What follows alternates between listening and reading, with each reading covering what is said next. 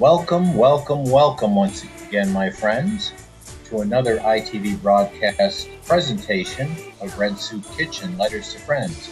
I'm your host, my name's John, and we're broadcasting to you from the command center of the Blue Room in Red Soup Kitchen and Frozen Hat Cafe.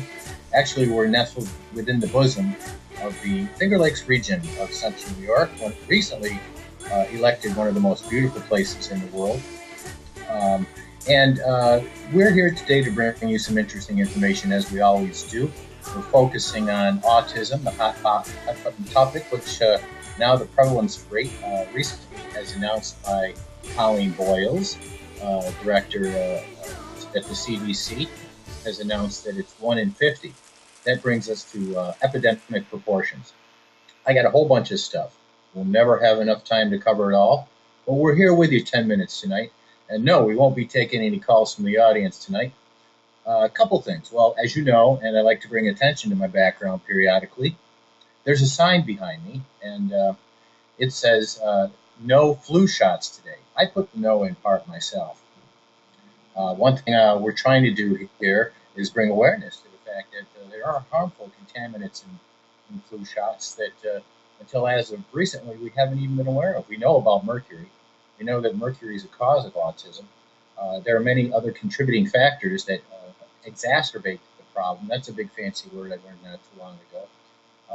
And one of those people that brought something to our attention, I do want to mention her name briefly, is Dr. Teresa Deisher. And she's president and founder of SCPI, Sound Choice Pharmaceutical Institute. And she's a strong advocate for abortal-free vaccines, green vaccines.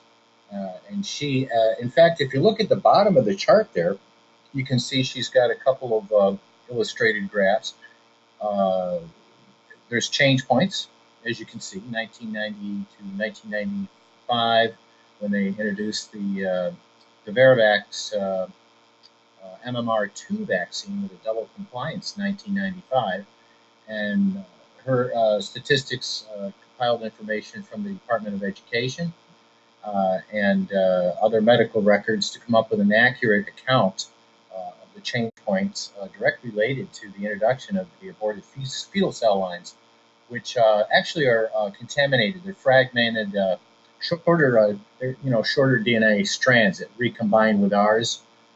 And make us susceptible to all kinds of autoimmune deficiencies, breast cancer, autism. That's what we're talking about. Many other things that are all negative for us. And in addition to that, she also is co-founder of ABM Biotechnologies, and she's an amazing individual.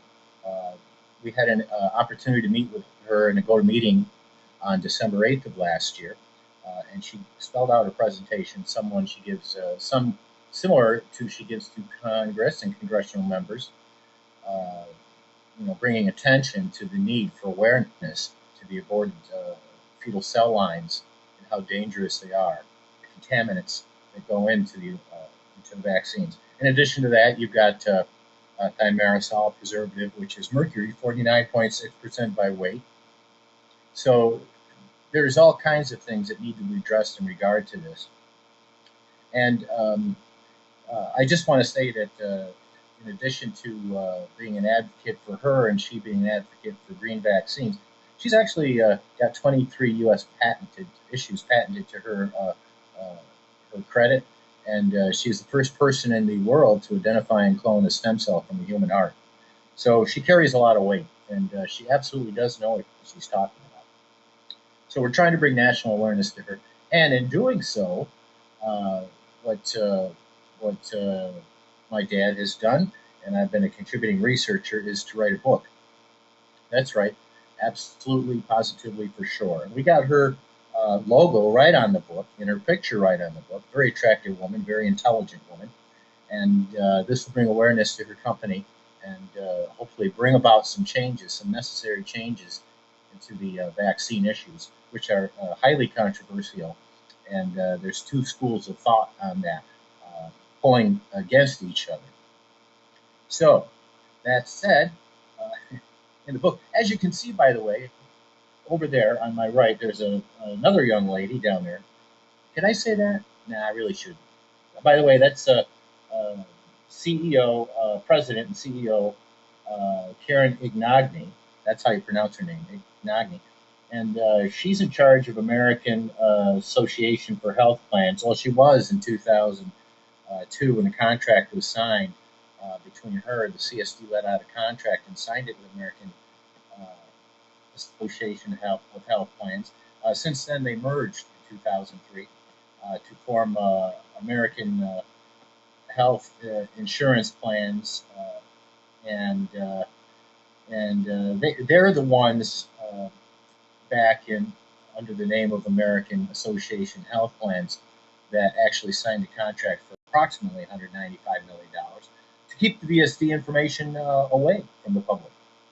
In fact, I'll never have time to get to this whole story, but going back to 2004, and I write about that in the chapter here on the Geyers and the vaccine safety data link. There we go again, data link, vaccine safety data link. Said it again, vaccine safety data link. Well, that contains medical information for millions and millions of children who have had specifically vaccines, census, birth statistics, adverse the medical events as associated with vaccines, and thimerosal and their association to damage to children. This information's been kept very hush-hush. It's like a guarded secret that the government has to their affiliation with the CDC. And you know what?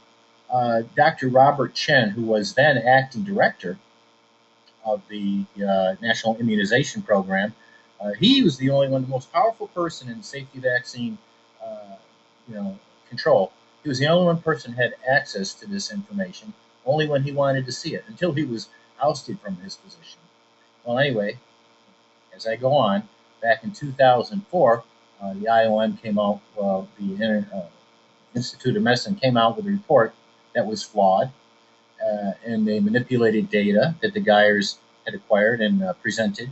Their data sets were manipulated, their information was misrepresented, and the conclusion of the hearing wasn't very good. It disapproved an association between thimerosal and autism vaccinations. But you know what? They came out with another report in September. The IOM did themselves in the summer of 2004. The results of that were quite different than the IOM wanted to hear. They thought they were going to, tell people like the external research of the Geyers they couldn't get into the VSD anymore, and that their Straighten study was off limits. But that's not what happened. Nope, not at all.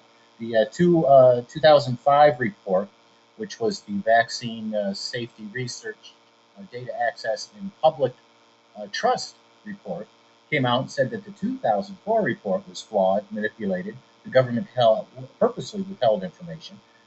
They threw out the credibility of the report. And the day after the report came out in February 17 of 2005, incidentally, is when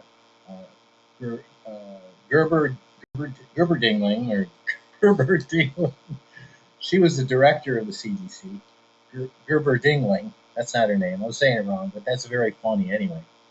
She went to work for Merrick since that time. She fired everybody in the National Immunization Program, including Dr. Chen. Gerberding, that was her name. Gerberding, I'm sorry. And, what I can tell you about that is she fired everybody in the Immunization Safety Program. They did a restructuring. They separated the Immunization Safety Branch from the National Immunization Program. And, there's a big conflict of interest there. Everybody got fired. You kind of moved around. I will say there's another player in this whole deal, and that was Dr. Stephen Kochi. And, in fact, in 2003, he was the acting director of the NIP. And in 2004 and 2005, he was the acting director. And since 2006, he's actually been the senior deputy director, advisor to the senior deputy director of the Global Immunization Program and National Immunization Program. He's worked closely with the Gavi Alliance, the global alliance of immunization, and vaccination. Oh, by the way, they worked with Bill Gates recently. In what is it, late April of this year? It was posted that Bill Gates and his global Gavi Alliance were responsible for paralyzing 48,000 people due to a polio eradication campaign, which is interesting because in April 1st in India, the WHO, not the band, but the World Health Organization, took India off the endemic polio endemic countries, and they had their last wild polio case actually was in a year. They celebrated that. But Wild Bill Polio Gates and the Gavi Alliance, their goal, as well as the CDC's goal, is to immunize every man, woman, and child in the United States. So anyway, oh, that sound means it's time to go. Well, listen, I've had a great time. I hope you enjoyed our show. We'll be back once again for another presentation. And we are coming out with a book. Don't forget that. That should be published out July 1st. We want y'all to get a copy of it. That way you can see the amount, the essence of the CDC cover-up that's involved and why we're not getting to the bottom of the question. What causes autism? And what can we do to resolve the issue? Once again, thank you, ladies and gentlemen and friends. And we'll see you once again. Join us again, won't you, on Red Soup Kitchen. Thank you.